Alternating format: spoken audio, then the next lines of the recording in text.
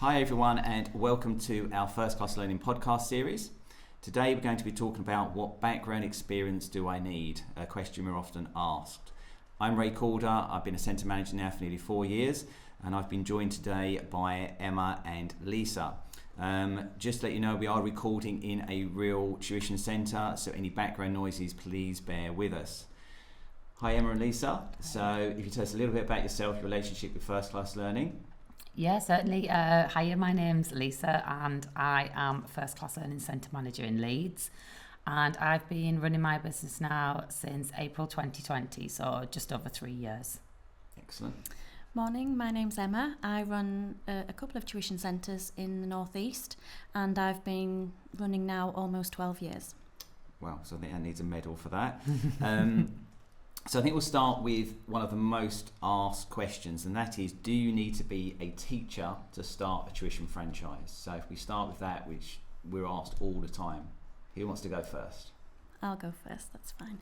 No, I mean, you don't need to be a teacher or from a teaching background. Essentially, what we're aiming to do is provide a learning environment to support and nurture young people.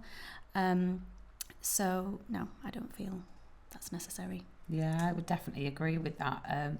I come from a tutoring background, but not from a formal education or academic background in that sense. So not from a school background? Not from a school background. And I think that, you know, importantly, like Emma said, it's about creating that environment and supporting young children in their learning in a different way to how they're taught in school. So actually it provides other benefits, and so the background in school experience isn't necessary to be able to create that. It's probably more important that you can work well with children and can communicate with parents, I would say, are probably the key features that you need. Well, we're going to go on to some of the specifics of that, and I think it might be surprising for people to actually think that we don't need to be a teacher, and that there is actually a difference between creating an inspiring learning centre or teaching, and actually to say to somebody, we're not trying to teach, we're helping them learn. And we'll go on to, as we go through today, sort of what is the difference between that. Yeah. So if we look at then in detail more, how can somebody succeed at running a tuition centre without teaching experience? What assets and tools do we have? What training do we get? How do we make that happen? So because we have quite a well-structured training programme, there's the initial training that new centre managers do when they first come on board. And then there's ongoing training and support. There's an initial mentoring programme, and there's a wealth of other centre managers with lots of skills and experience who all share ideas and support along the way. Yeah.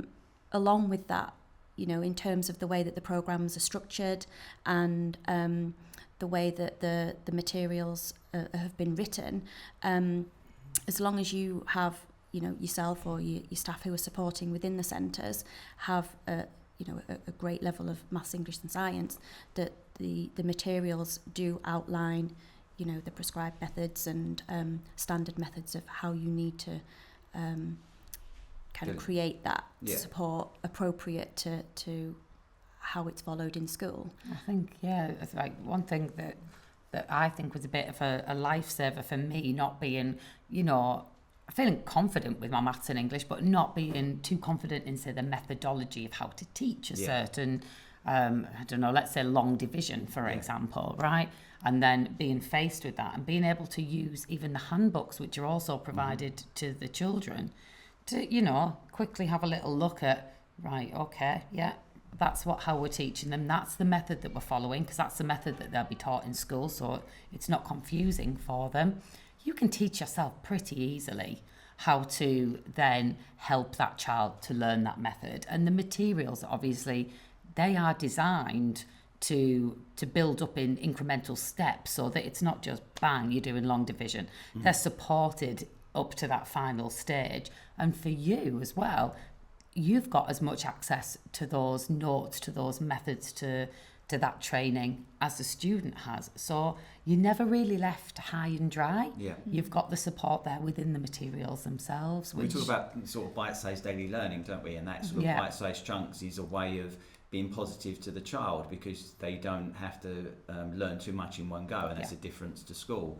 But actually, bite-sized daily learning helps us, as you both said, because you can take, how am I going to, as an adult, well, we can add and we can multiply, and to actually, it's harder than you think to start a child from zero understanding to even understand the concept of multiplication. But once you work through our materials, be that the materials that the children do or the handbooks, you start to see, and I think there's very clever processes. And I've been over the years, I wish I kind of knew that at school kind of thing. So and I think a lot of the time now, especially within the maths, right, the methods that are taught are designed to replicate what we do mentally. Yes. So actually, you'll find that it makes a lot of sense to you to do it that way. It's just that it's formalised in a method. Yes. So you learn the language to then describe it to the child, which marries up with the school.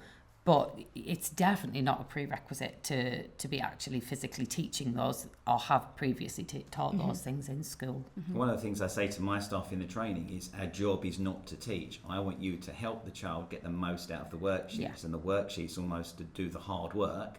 And somebody at head office has spent a lot of time working on, I think there's like 9,000 odd worksheets in maths and probably the same in English. So somebody's worked out, how can I break that down? Your job is helping to get the most out of the worksheets, and that's where the teaching, or rather the learning, will happen from. So if you don't need teaching experience, do you at least need sort of experience working with children, some understanding of how to help children get through work, how to understand their learning quirks? You think some experience of working with children would be useful? Yeah, I think definitely, even if it's that you've kind of brought your own children through the education system, or you've had experience kind of supporting them in other settings through, reading at school, or being a scout leader or something like that. I think one of the really important skills is having the ability to relate to young people and to get the best out of them. So I think that certainly helps, and it's kind of about having those communication skills to relay, guide, and not just them, to kind of be able to build up relationships with the parents and carers as well, to understand what their needs are, what they expect from the child. I completely agree with you there, Emma, and I think that the biggest part of our job in creating an environment for learning is around confidence building and encouragement. So if you know children and you know how to communicate with them to provide that environment that they want to come into, that they're happy to be there, or maybe happy might be a bit of a stretch, but they don't mind being there, and they enjoy the boost that they get to their confidence. They enjoy the feedback that they get about their progress. That is the biggest part of the battle. That is leaving them open to learning, so that they might be quite closed at school because they could be in a situation where the rest of the class are miles ahead of them. But by the way that we set work that's right for that child, they don't feel left behind. So you can nurture that and encourage them and compliment them on what they're doing. So being able to build relationships with children, not necessarily even having worked with them before, but being able to build relationships with them, I think is probably a necessary thing to. If you're going to work with children, you need to be able to communicate with them effectively. One of the things we talk about, we've mentioned in other podcasts, comes up a lot, is skills assessments. And I think we're talking about understanding children. I've had situations with many years and never saw twins. And last year I've kind of got 3 sets of twins, and to be able to explain to a parent through the skills assessment the difference between the 2 children, which is not easy in twins. I might not be able to remember their names, but I could work out the one on the left worked like this and the one on the right worked like that. That shows kind of that understanding. But to me, the materials we have, the skills assessment materials, that's very valuable in starting that relationship that we're talking about there. I think, just to interject there, it gives you confidence. So as a new centre manager myself, I remember being so terrified to do my first skills assessment. so terrified. And you're reading it all, and you know, okay, when they've done that, we'll do this. But actually, when you do it, the floor charts that are there, it's not tricky. And I remember thinking afterwards, I built that up to be so much bigger an obstacle in my head than it actually was, because it was, could the child read these phonic sounds? Yes. Okay, give them this reading passage to try. Okay, I've done that. Did they do that? Okay, try them on this. And it flowed through the flow chart, It's been very well thought through. It's been very well sort of planned.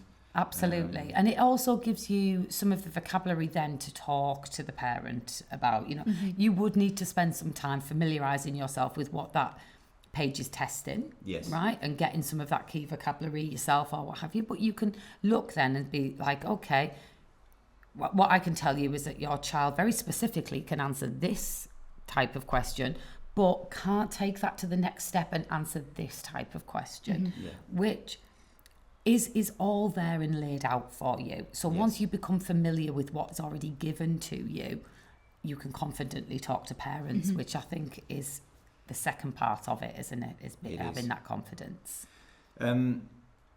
Moving on from there then, so can we think of some people that we know? So the network is a sort of like a family. We speak to lots of other centre managers. We all do that. Can we think of some experiences and people we know that perhaps share their success stories, but people that haven't got prior teaching experience that you know have gone on to run sort of successful centre managers? Oh, I know X, Y, Z, and then what background is this?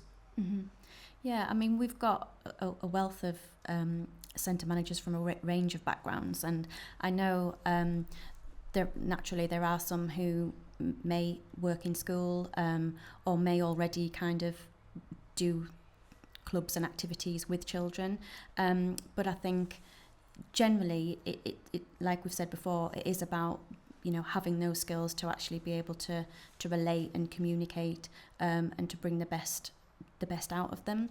So in terms of kind of success stories with other centre managers, I know that there's one centre manager from the northeast who's kind of come from a business and marketing background, so essentially not linked to education at all, and has built a really successful tuition centre. So yeah, and I think, I mean, myself, I don't come from that background. I'm not a teacher. I'm not a qualified teacher, and when I first started running the business, I actually bought an existing franchise. So I had 20 students, but unfortunately we went straight into the first lockdown as I bought the business, so it was a bit of a shock to the system, and I managed to retain the majority of those students and then, you know, triple my size within the first year, and that was about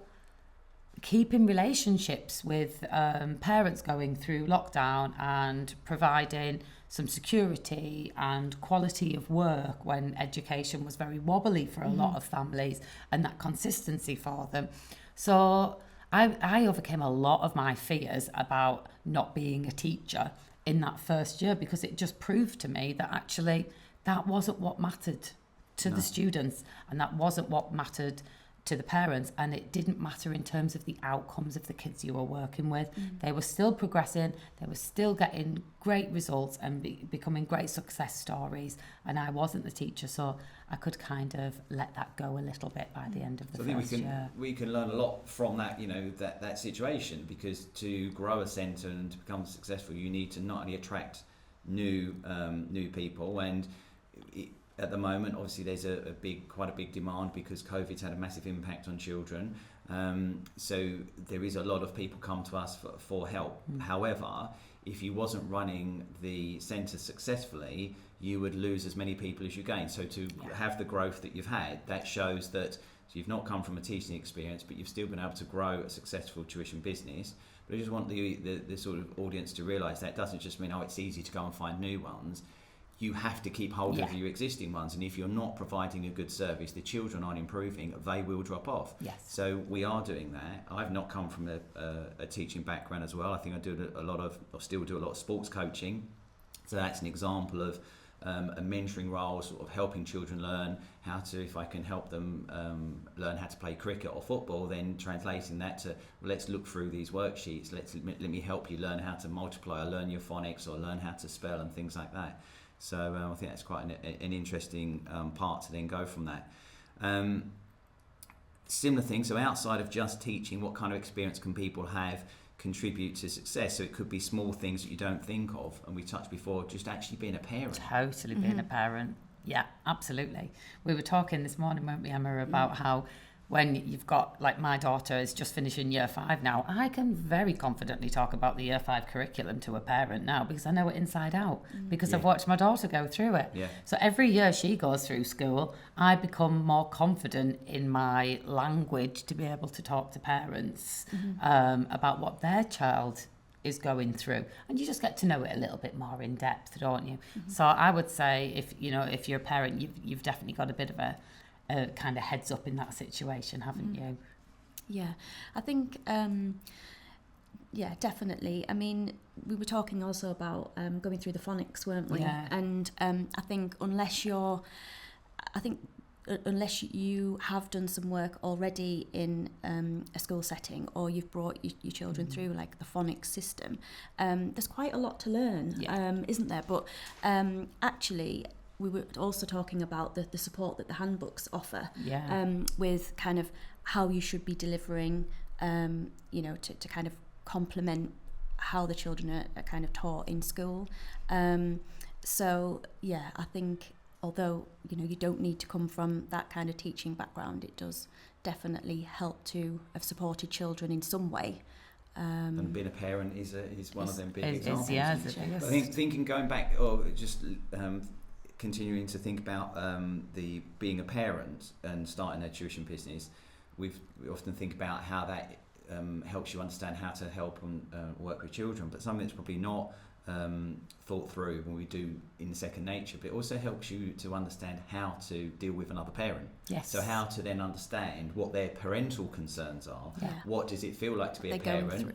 And a child that is either struggling, but not always. We don't want people to think tuition is only about helping people that struggle. It's about helping them be the best they can be. Yeah. So even if you're a parent of a child that then is excelling at school, who's almost bored at school because they're beyond their current class, how do you deal with that? So being a parent, I think, helps you know how to talk to a parent. Yeah, totally. Yeah, and I think that's important, isn't it? Being able to talk to the parents, because we don't, we help the children, but we communicate mostly with the parents, don't we? Yeah, and I think it's relating to kind of what they're going through and understanding as well. Like, you, as a parent, all you want to do is to support your child to be the best they can be, and as a parent, you try and help them, you support them with the schoolwork where you can, help them with the reading. But I think it's quite a difficult relationship. I mean, I know with my children, they don't want me to help. It's like, Mum, you don't know. Yeah. Like, I do know, actually. But because it's mum and because it's that relationship, and I think that is quite a frustration amongst most parents.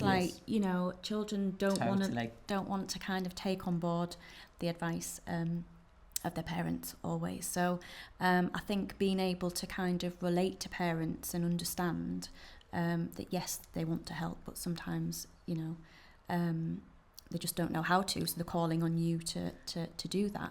I think it's definitely beneficial. Yeah, and I think parents can sometimes feel a bit vulnerable when they're making that first inquiry. Yes. There might be some judgment from you. Yes. And I think if you can make them feel comfortable, or help them to feel comfortable, because you'd be like, oh, I know what you mean. Like, home learning was a nightmare, wasn't it? Yeah. And they hear that coming from somebody who works within that field. If they just hear you're a parent. And they're just like, okay, I can relax now, and you understand it. And I think a lot of the time, talking to parents is great, but a lot of the time people just want you to listen. And if you can be a good listener, definitely, you will learn about the family. You will learn about the child. You will learn about where their obstacles are with learning. You will learn about where their strengths are with learning.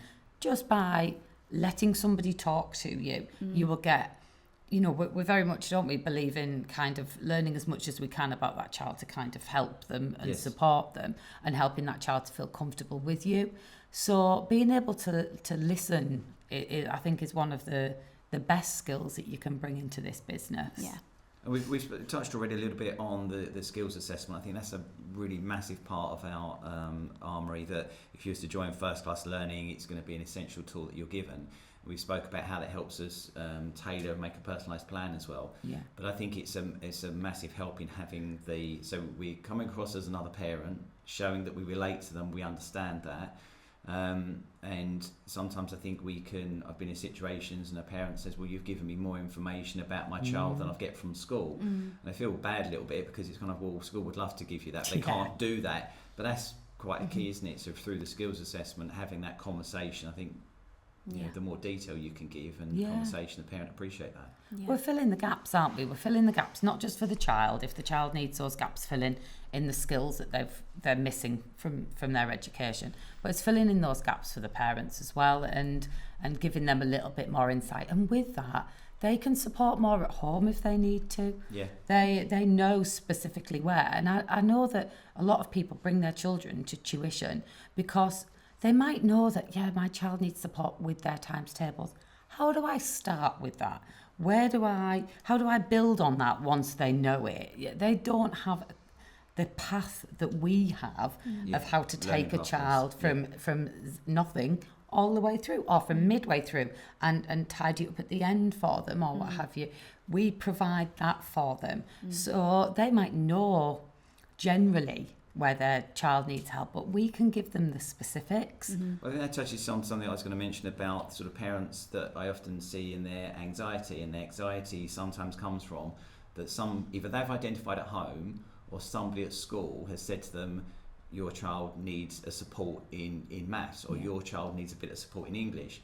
But I've never had a parent come to me and said, the school teacher said, your child needs support in learning how to do equivalent fractions, because they don't really understand division. And actually, if you improve that, can you find somebody to help? They just say they've got a problem with maths. And then the parent is now in this anxious state as to, well, now what do I do? Yeah. And that's why I think we need to help a lot. Whereas you might be able to go, well, actually, they are killing it at their times tables. They're brilliant. They just can't link that to how it works with division. So if we can bridge that gap for them, the rest is going to fall like dominoes, and they will understand it, and we can give that insight in how to turn it around for that child. And I think that's what parents want, isn't it? Some specifics. They want some specifics, because I think they can, if you're pointed to there's a problem, but you're not told, it's like going to a doctor and saying, and then straight away you're thinking, no, tell me more. What actually is wrong? Don't. You're unwell. Okay. Do you think then the skills assessment, we've spoken a little bit how powerful it is to talk to parents, how much it enables us to personalise the programme for students. If you're starting out, is it important in how to grow your business? And I know we all do the skills assessment slightly differently, but for me, I think that's a big part of how people listening might think, you get good at this, do a good job of your skills assessment, that's how you grow your business. Would you agree? Yeah, I mean, I think the skills assessment is a unique part of what we can offer. And as we've said before, it is about kind of pinpointing what each child needs to focus on to develop their skills. And as we've said, the information that we can then feed back to parents and say, this is what they're confident with, this is what they would benefit from focusing on, and then putting those, putting that practice in place allows us then to create a personalised programme based on what their needs are. The skills assessments also can be used to measure progression. Yeah. So once we've done that work or covered those topics, we can use those assessments to establish what they've taken in, maybe what we need to go back over, and even just feeding that information back to parents. This is what we've covered, this is how they got on with this topic, this is the score they got, they've maybe not quite grasped this yet, so we're going to go back over it again. And I think, even if they haven't taken everything in or grasped everything, I think the parent just appreciates that they're actually getting some information about where their child is, and we actually know what they need help with. And how we're going to do it using those assessments. Yeah, and we're not just moving them on for the sake of moving them on. I sometimes, in the beginning, would get nervous, being like, oh, I've got to tell this parent that their progress test, or they haven't quite grasped it all. And 9 times out of 10, you'd have that conversation with the parent and say, look, we've done the test again at the end of the module and it's highlighted that hasn't quite understood this. Oh, I'm glad you've picked up on that because we noticed that at home. Yes. Now, instead of just brushing them through it, that parent is then, they trust you. They trust that you're not going to just say, we've done a great job here. They trust that you're going to be you're honest enough to say, we need to go back. And actually, we need to get this right before we move them on to the next thing. So it's really fundamental that we work on that part again. And I think that, again, it's not about just how you communicate in the skills assessment. It's using the whole assessment package that we have to deepen your conversations with parents and to keep them informed and to show that you understand. And again, it's about that relatability, isn't it? That you know yourself. If you go to a parents' evening, you're talking to your kids' teacher, you're like a sponge. You just want to know as much as you can about how your child is doing for these 6 hours a day where you don't see them.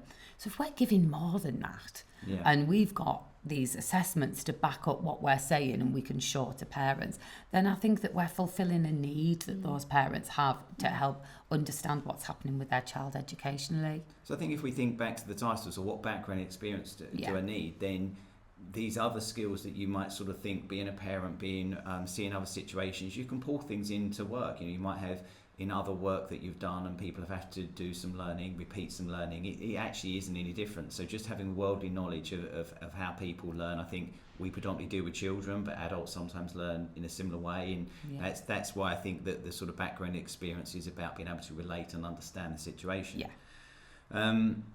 Do we think it's something you could combine then with other jobs? So could you sort of, if you have another job, I think you wouldn't necessarily have to straight away give up a fully paid job. You can start this on the side, see how it grows. We've got other centre managers have done that, haven't we? I did. Sorry. Yes, no, you go on. I mean, I did that initially. I was working full time when I first started with my first class learning business. So I actually set up my first centre on a Saturday because it just wasn't possible to do it. Well, by the time it was on an evening, it was a little bit late for the younger children. So it's definitely something that you can do alongside another job or other commitments. I think because of the flexibility of it, you can you choose your own hours, you can do as much or as little as suits you and your circumstances. I think if you want to really make it grow and you want to have multiple centres or one successful busy centre, then I think you need to be dedicating your time to it. But in the beginning, if you just want to test the waters, see what works, make sure you get your systems right, your communication right and everything, definitely start small and keep that income coming from your main job. And then as it grows and as it develops, you might just find that the balance switches and you're dedicating more time to running your own business naturally.